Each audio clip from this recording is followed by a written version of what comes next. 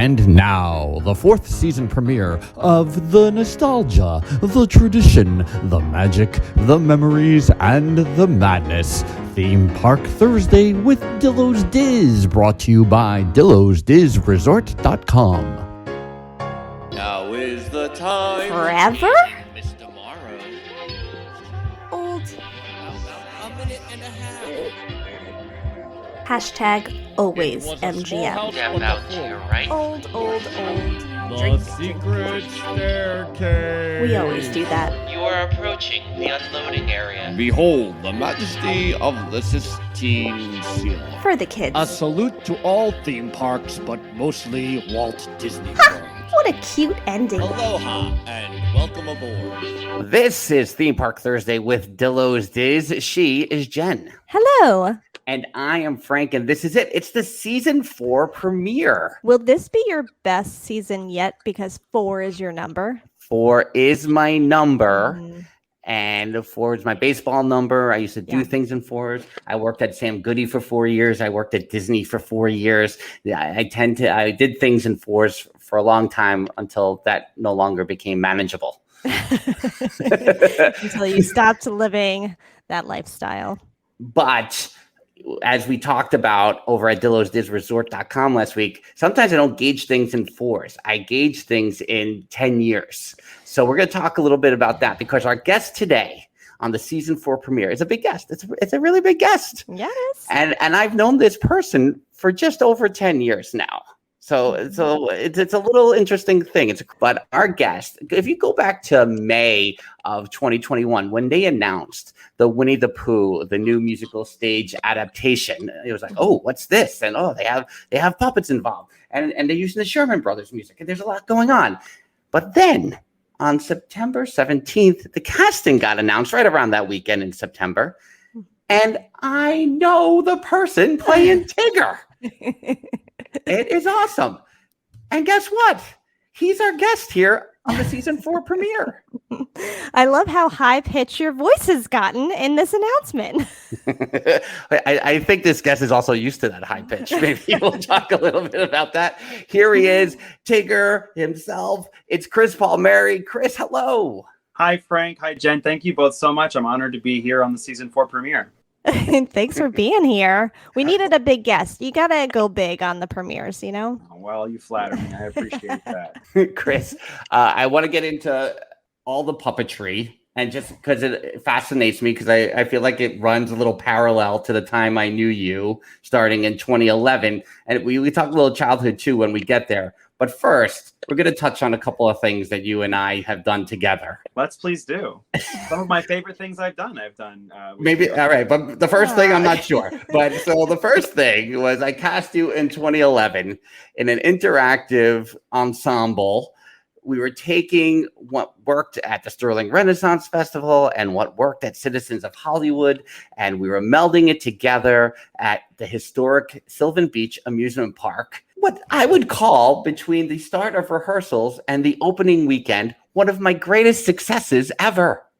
And I'm just going to leave it as that period of time until the opening weekend. We could just talk about that time. And Chris basically came in as, I want to say the ingenue, but he was kind of like, we had like the cute romantic inamorati, the lovers, as it were. And Chris, who to Mrs. Dillo, to this day, when I refer to Chris, I call Ernie, so that she knows who I'm talking about, because she remembers Ernie. Ernie Potts, I remember him. He was scared of birds.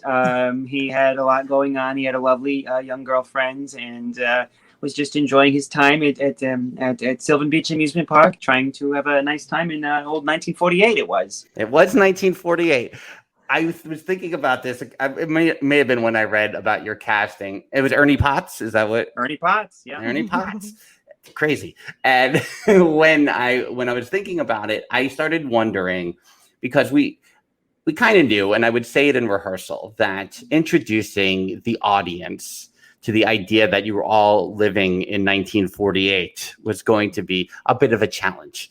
We kind of didn't have that marketing machine that Disney had to kind of suggest you're going backwards in time. In hindsight, do you think it would have worked better if we lived in the present but used the affectations of the past? that certainly would have been an interesting approach. I think looking back on it with you saying that, I think to a lot of people that is essentially what they thought we were doing. You know, like I think that Right. essentially they were like, oh, these people are acting old timey for some reason, you know.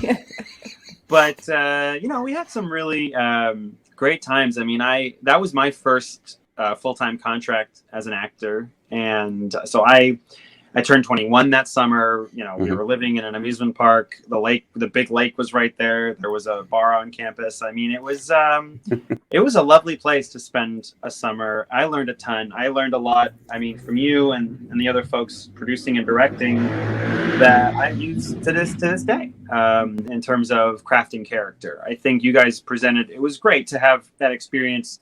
Only 2 years after I had gotten out of school, so it was like another, like, hey, here's another way to go about this that sort of uses some of what I already knew, but it filled in some blanks, and so that was, you know, almost like the rehearsal period was like a wonderful class as well as just rehearsing.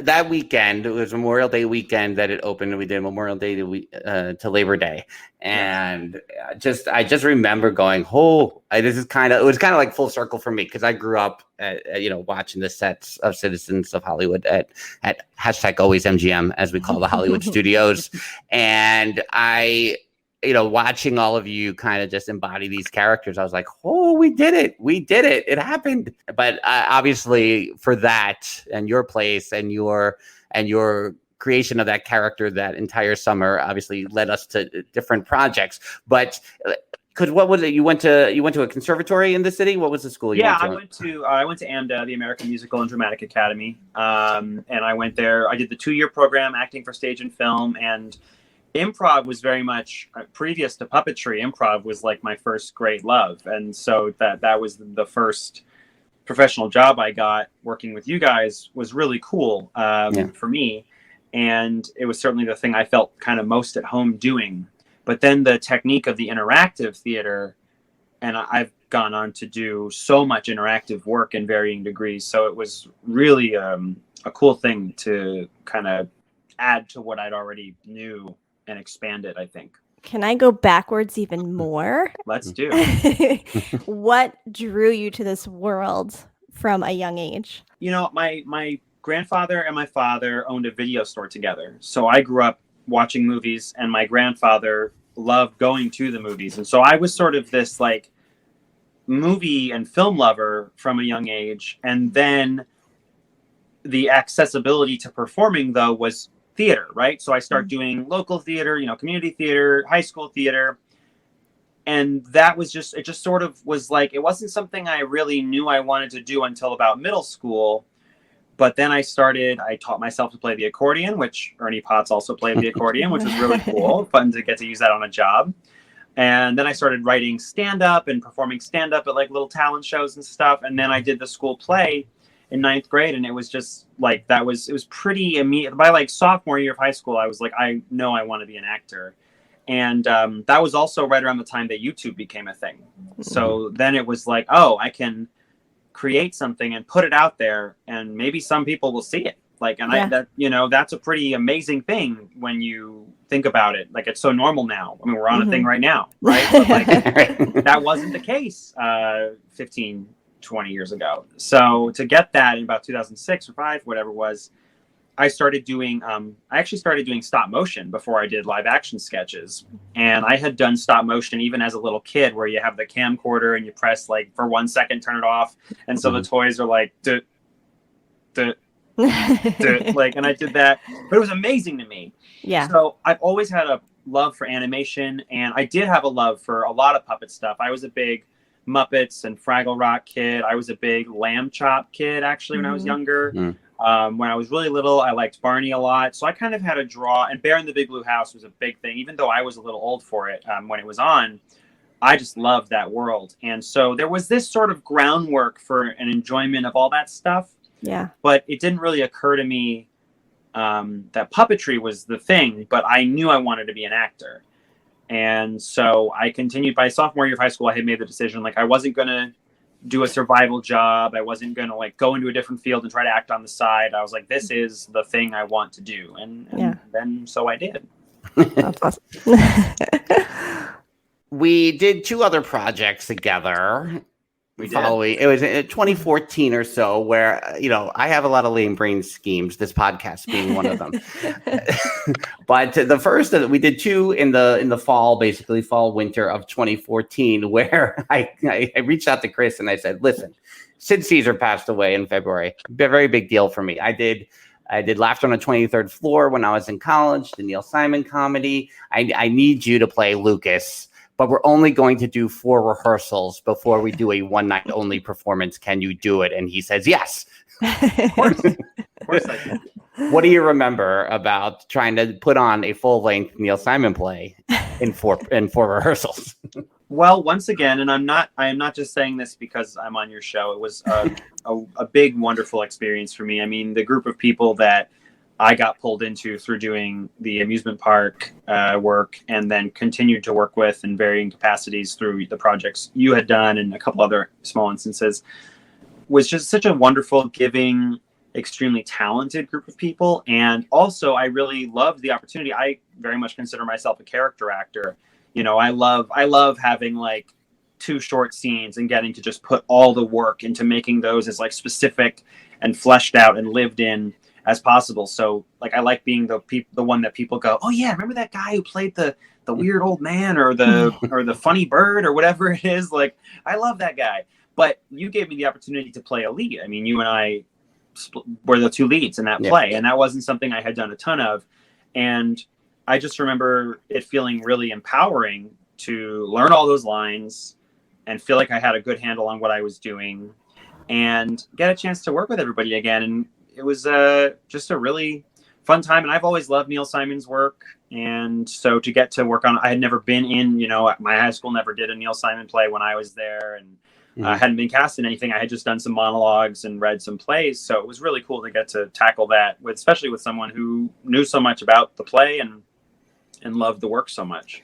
Yeah, it was one of those instances where it sounds crazy to think that you can do a full-length comedy, especially like something like Neil Simon in 4 rehearsals, but because the cast had this improv, interactive, instinctually based experience in theater, that it was actually probably one of the easiest rehearsal processes I've ever had as a performer or a director.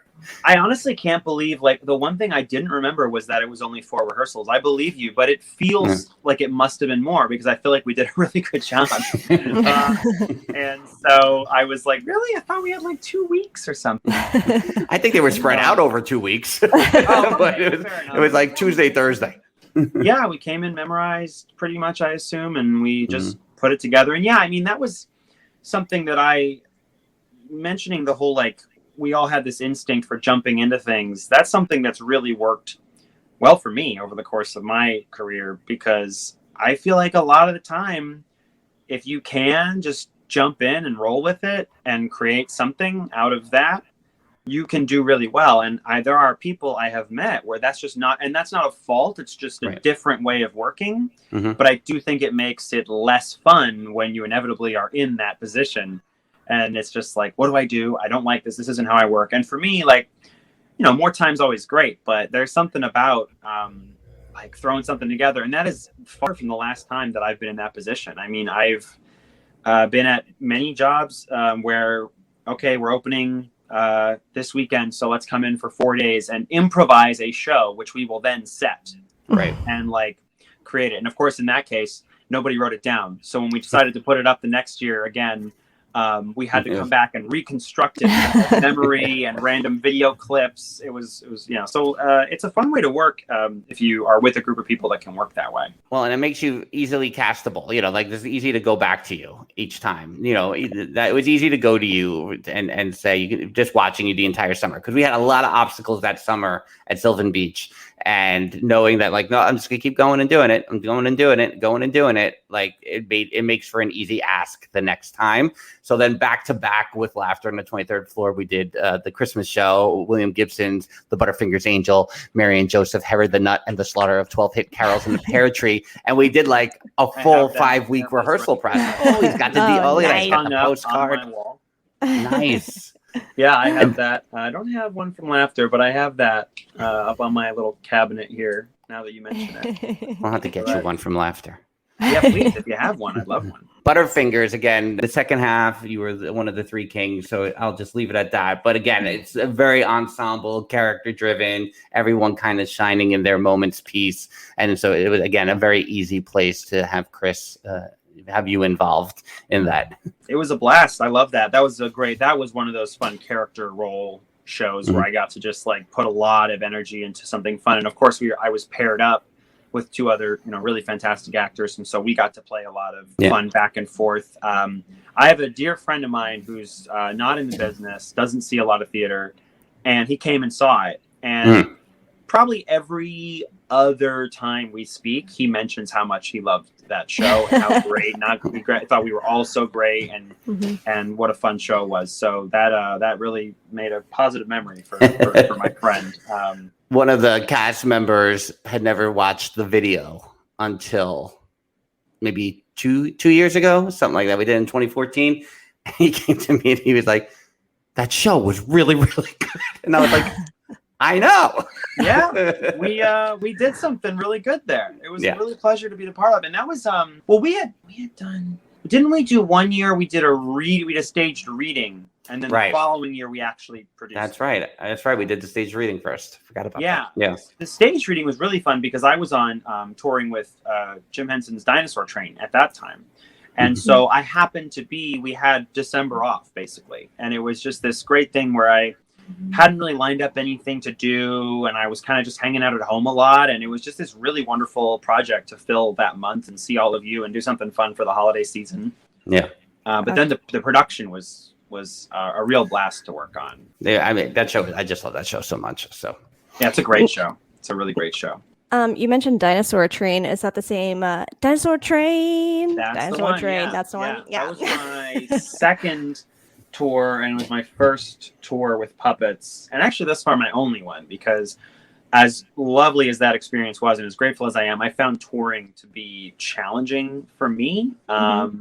Just hard to be away from everything and everyone I love, and also there's just it's just, if you take a full-time gig here and someone wants you to come in on your off day and do something fun, you can do that. Whereas that freedom isn't there when you're on the road with a production. So I certainly like traveling, but I haven't done any long-term traveling gigs since then. I've done some short-term things, but yeah, that's the one. It was the stage show based on the PBS show.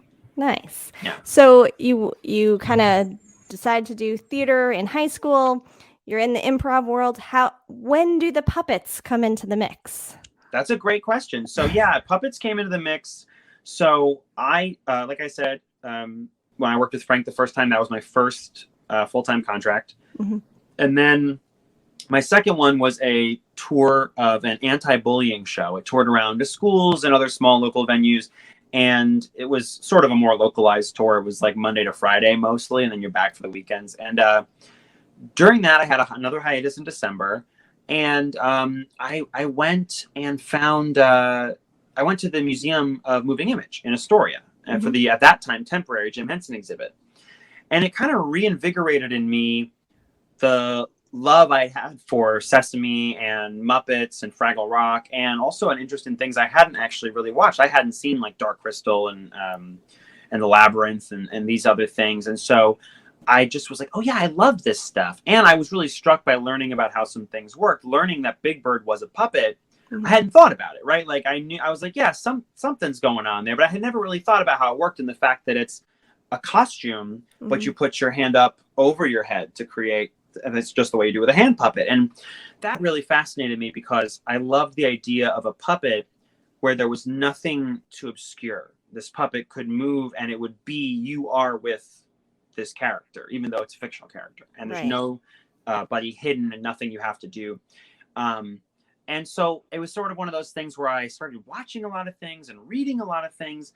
And then I saw this puppet at a stand at one of these holiday markets in Columbus Circle. And I bought it just kind of on a lark, and I started playing with it. And some friends of mine were like, oh, you're really like good at that. You should do this more. And so I was like, okay, well, I want to make like videos, but I don't want to use this puppet because I don't own this design. So I started trying to build them, and I built some, very bad puppets at the time, and I got better and better. And it was like a calling. It was everything I liked. I love animation, but I don't have the patience to be an animator. I love doing voices. I love improvising. There's a ton of improv in puppetry. I'm a very physical actor. Physicality in voice is a big thing.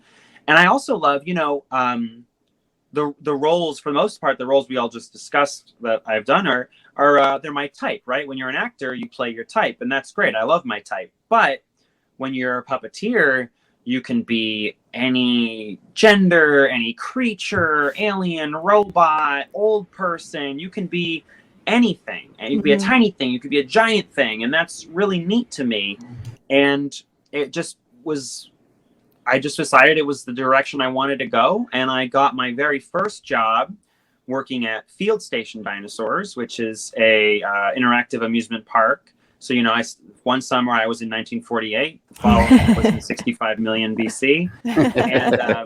And I've been with them for 10 years. And I've been the lead puppeteer there, and I've worked with them as much as I could every spring and summer, every year since then, including last year when we didn't actually open, but I did work like 3 days.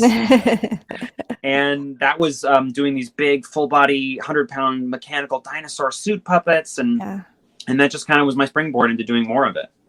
That's so cool. We keep coming back to this theme of 10 years. We'll circle back there again in a little bit. There's been a lot of Muppets content added to Disney Plus this year. We got all 5 seasons of the Muppet Show. We're on the eve of Muppets Haunted Mansion being a thing, so we'll probably have to talk offline about that before your episode drops. But just can you give me your top 5 Muppets, maybe? Top 5 Muppets. That's a good question. I am notoriously terrible at favorites. I don't even have a favorite color anymore. Well, I really do love. So Big Bird. I'm going to count the Sesame Muppets. Big Bird's a big one for me because I've had this sort of initial attraction to full body puppetry, and I just love the character, and I love the way he's performed, and I love the story of Carol Spinney, who performed that character into his 80s for over 40 years, I believe it was, and he's just so great. So that's definitely up there. I love the Gonzo Rizzo combination because I think I grew up, there was that series of movies like the sort of Christmas Carol through Muppets from Space period was when I was growing up. And so that combination is really fun.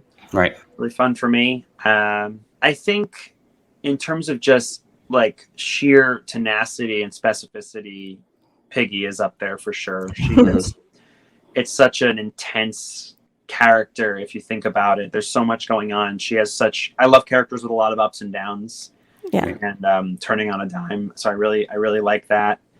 And I really enjoy just whenever they kind of find someone more obscure. Like that's some of the more recent Muppet projects, like Uncle Deadly ever since the 2011 movie. I love that you mentioned Uncle Deadly. Yeah, I love that mouth, the way he, has that like dexterous sort of, hello, like that sort of thing. So yeah, those would be some of the ones I really enjoy. Last year, we had Craig Shemin on the podcast, who's the president of the Jim Henson Legacy. And we talked about Uncle Deadly. And just like, I always like when you see kind of like it's kind of like watching The Sopranos, where one of the low level guys suddenly rise up and then like they're a bigger character, like 4 seasons later. Like that's like Uncle Deadly to me. Like it was this weird Muppet off the side. And then suddenly you see him everywhere now. Oh, absolutely. Oh, and I guess another one would be Sweetums because I love all the big full body guys. They're just all so fun. One really fun story I had heard from some friends of mine that are in that world a little more was Thog, the big blue guy. He had deteriorated. The original puppet had since the 70s he hadn't really been. He was a very obscure character in that sense, and so they rebuilt him just based on like reference photos and video, and they built him like. I think it was like 5 or 10% larger, and they got in, and like people just kept falling over. Like no one could like keep balance in this very large thing. And so I think they had to find a particular performer who was like one of the tallest guys on the roster to actually be able to fill it out and hold it up. And there's even, you can see in the 2011 Muppet movie, when they do the theme song, all the big suit characters come forward and they come through the arch, but Thog just walks in front of it to stop. You can't fit through the arch that they built. So that's a really fun one. You've gone back to Big Bird and Sesame a little bit. Have you gotten to visit Sesame Street at all? You know, I have not gotten to visit Sesame Street. I'm sure that'll happen at some point. I have a lot of friends who work on the show, and I have even more friends who are closer with the people that work on the show. But yeah, I guess I could. I don't like to ask for things. You know, like I feel like if I really wanted to, I could probably find someone who would like make that happen for me. But I just think it's less charming coming from a 31-year-old than from like a 10-year-old. So I'm kind of just waiting for that to kind of happen. And I think In May, Rockefeller Productions announces this Winnie the Pooh stage adaptation. When did you first catch wind of it? How did it come into your purview? Where does the story begin in your journey towards being the only one, Tigger? I first became aware of it. They had done a series of workshop performances, you know, get in a room, rehearse for like 4 or 5 days, speaking of putting something up in 4 days, and then presenting it to the folks at Disney to get some notes and kind of build the show. And they have been doing that. This is going back 3 years, and I came on for the final 2. So this would have been January of 2020 was the first time I jumped in. Wow. And I actually was originally Owl, Eeyore, and Rabbit. And so I did that track, which was so fun. I love those characters, and I love a chance to do 3 different voices, 3 different puppets, 3 different characters. It was really neat. And then we were meant to, then, you know, obviously COVID, created some space in there. But about a year ago, we did the final sort of go at that. And then I knew that they were going to be producing it this fall. And I didn't yet know what their casting choices would be, but I knew that I'd had a really wonderful time working with them. And I actually came on in this past April as a builder in the shop. So I'm also credited as a builder. I've worked on the puppets and as well as some puppets for their other shows, which has been really fun. And so I didn't know until, I guess it would have been August, what their official choice was. And it was really funny because I had sort of had my eye on that track. And then I was asked to look at Tigger. And at first I was very like, oh, I love doing voices. I just try to do voices for myself and like as an entertaining practice thing. So I had been like working on Pooh, not thinking I would do that one, but just because I love it and I wanted to see if I could get that voice. And I hadn't ever done Tigger. And Tigger is such a dynamic character, like I said, ups and downs, turning on a dime. And it was just like, oh, wow, I hadn't really ever thought of it. And so then I really dove into watching and really looking at him and trying to get a sense of that.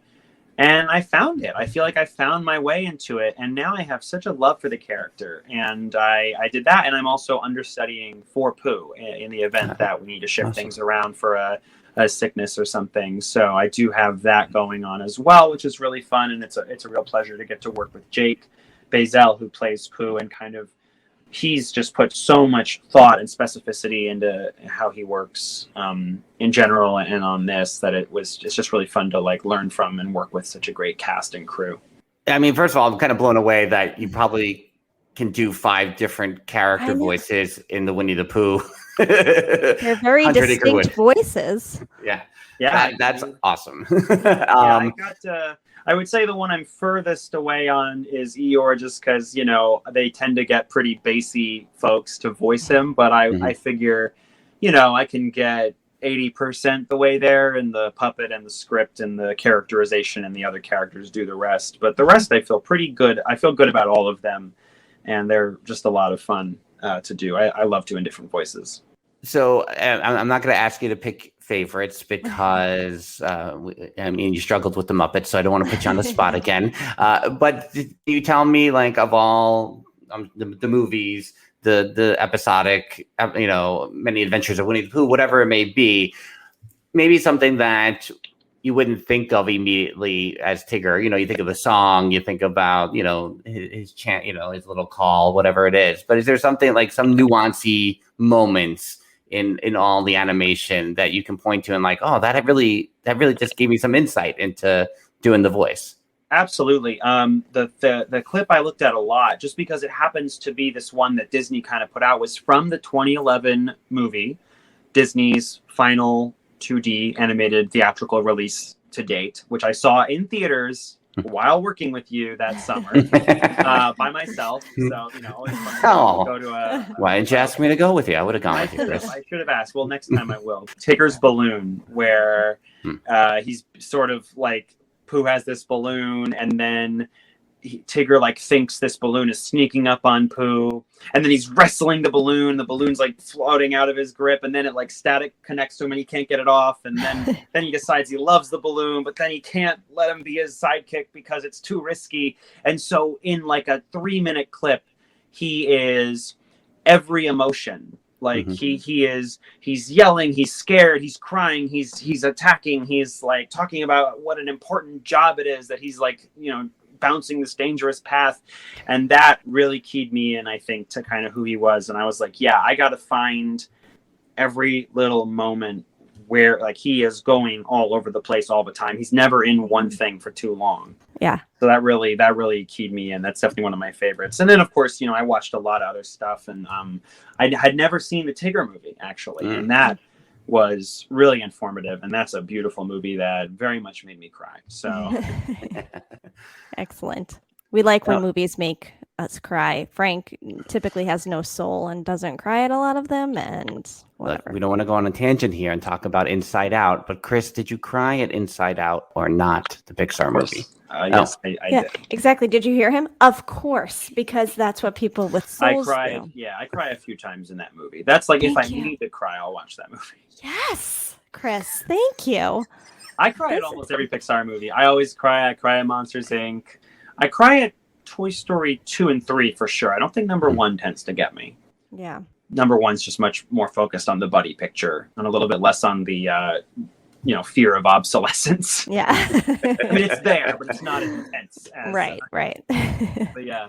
So talk to me about, because you're over in Theater Row on 42nd Street off Broadway. I know a lot has gone into, as I have just gone through a similar path of getting a show up and getting audiences in and everything. So kind of running parallel to that with you in rehearsals and you preparing for the show to begin October 21st, right? I think that's the official date. About what's good, because obviously it's a family musical with daytime performances. Like what's all being dealt with on that side? What do you hear about? Well, we are really excited to be welcoming families back to the theater. It's been a long, almost 2 years. Broadway's coming back, off-Broadway's coming back. All the other smaller venues are starting to open up. And so our folks on the production have worked super hard to provide arguably like the highest standard of safety and precaution in the country. So we are doing everyone over 12 vaccinated, no exemptions. Everyone will be masked in the theater the entire time. The performers will not be, but everybody else will be. Children under 12 need to present a negative test, and the production will be providing rapid tests for 2 hours before every show, free of charge. Wow. So it's one of those things where we just want to make it, it's not just about being safe, it's about being easy, right? So we are providing everything, and that way they can have a safe and fun experience. Experiencing something fun and fresh and new, as well as the fact that a lot of favorite shows have been returning in the theater district, which is a really wonderful thing to celebrate. But it's fun to be bringing something new to the table to welcome everybody back.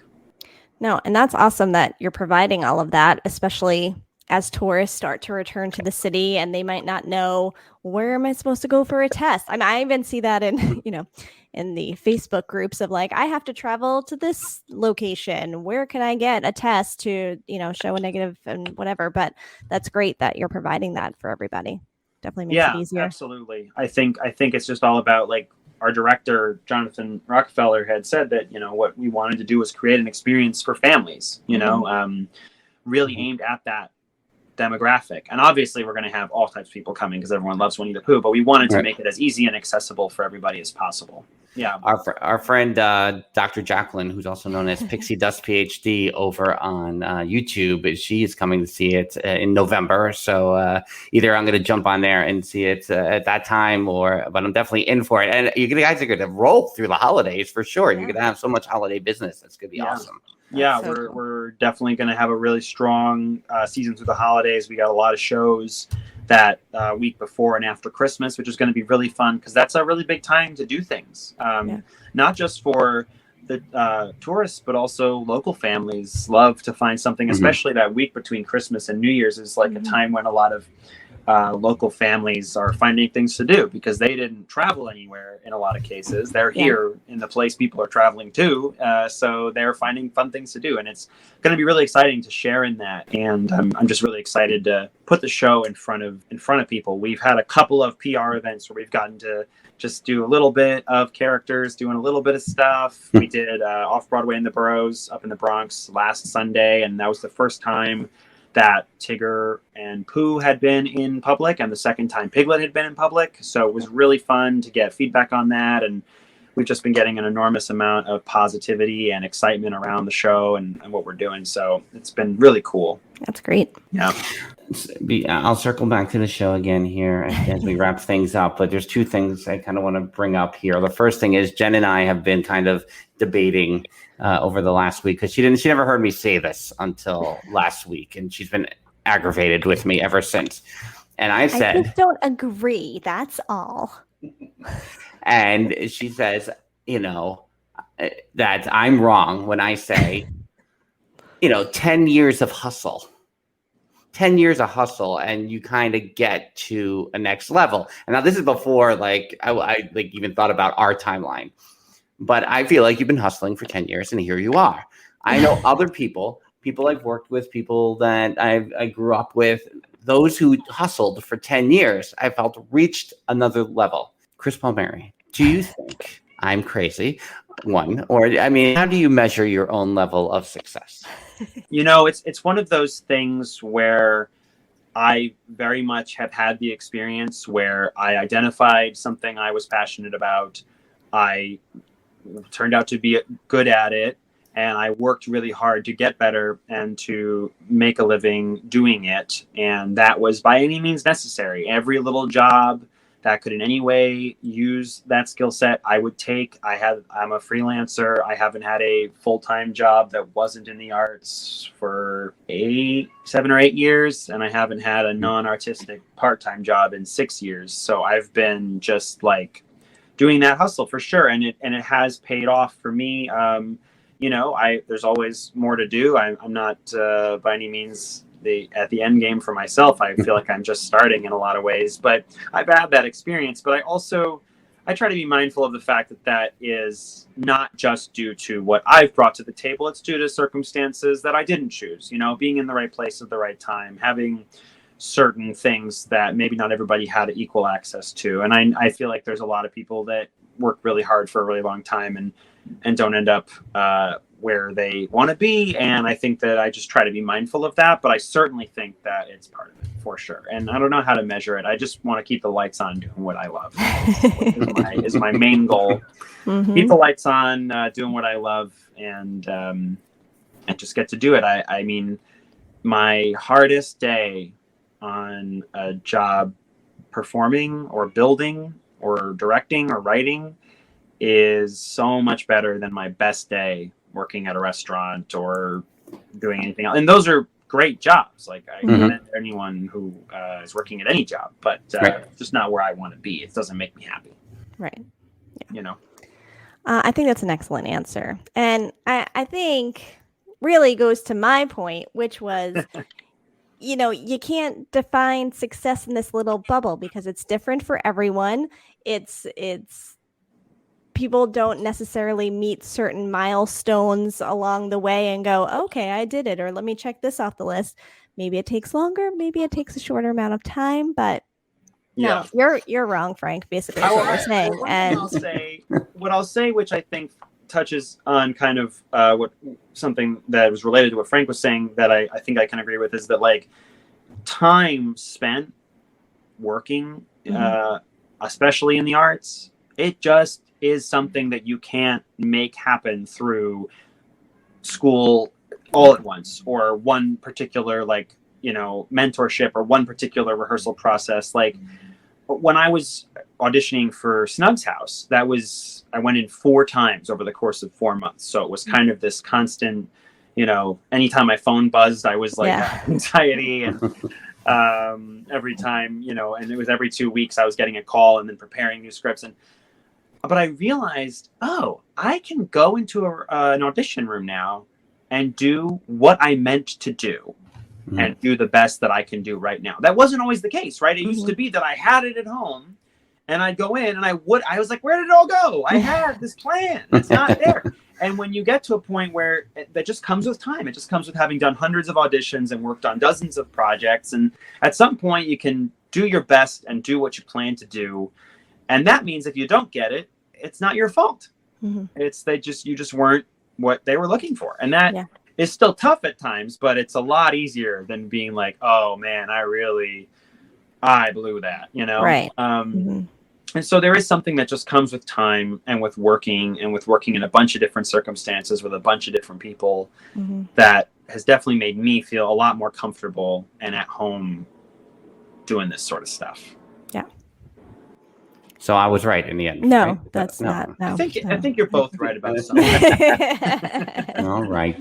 Fine. Thanks for mediating our argument, Chris. Anytime. Appreciate it.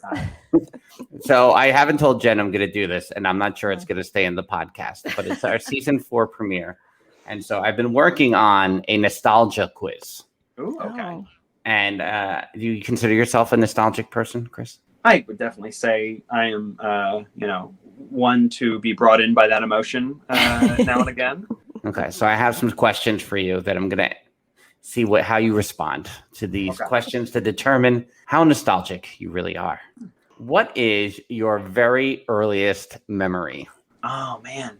I definitely have. I will say, I was just talking to my mom about this. I have some pretty vivid memories of my trip to Disney World when I was like 3.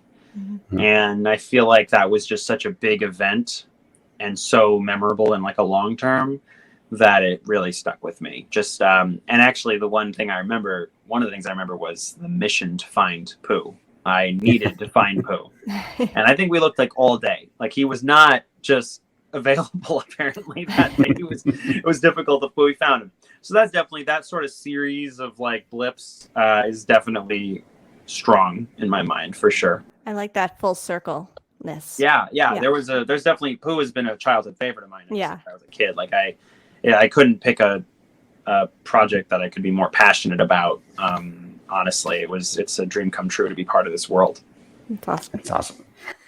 In one word, Chris Palmieri, describe your style.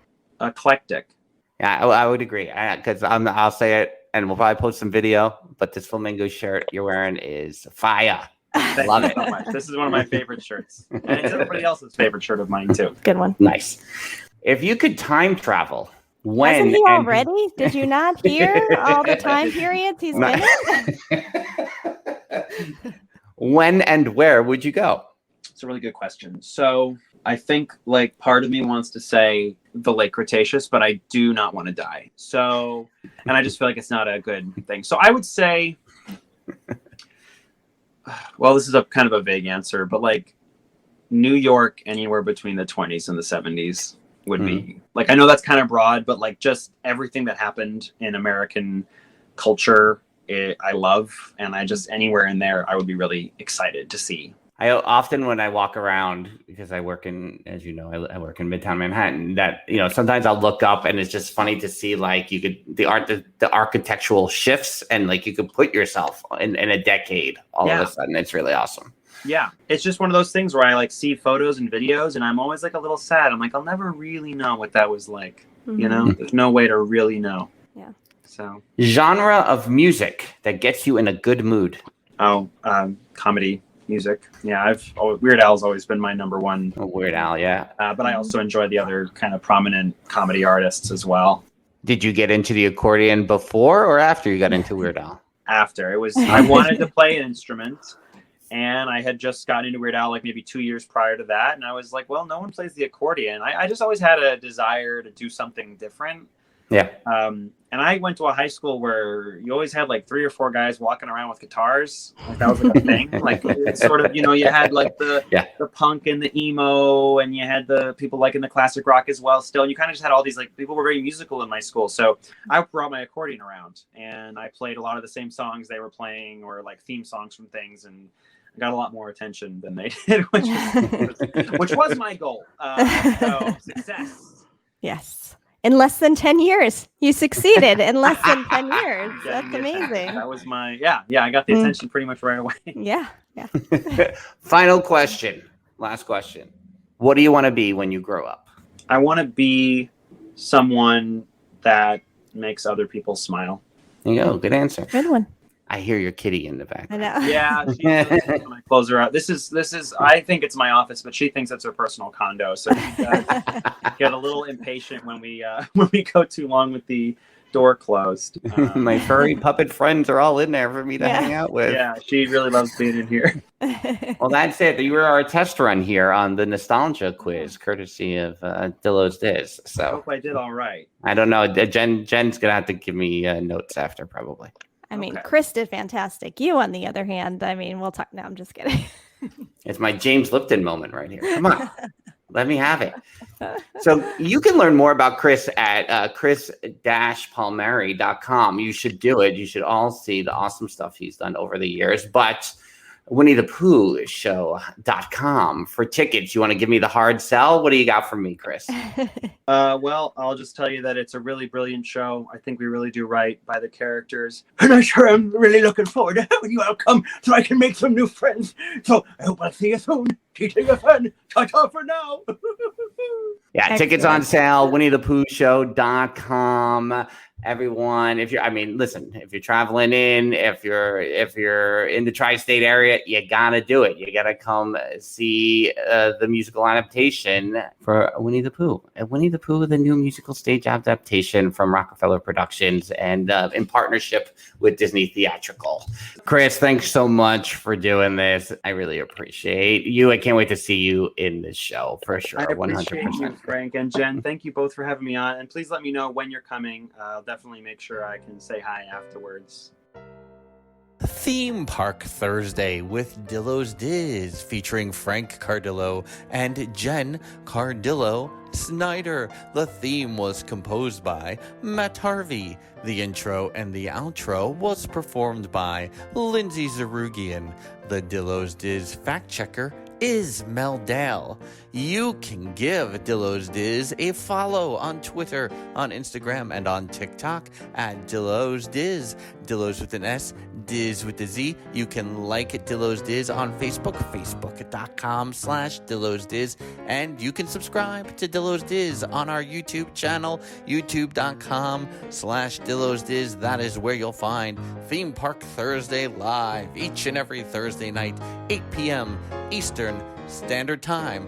Drop us a line. Dillo's Diz, 55 Girard Street, number 987, Huntington, New York, 11743. And you can check in to the Dillo's Diz Resort at dillosdizresort.com, your virtual destination for exclusive Dillo's Diz content. 3 membership level tiers, all at dillosdizresort.com. We'll see you real soon, and that real soon is next week for Theme Park Thursday with Dillo's Diz.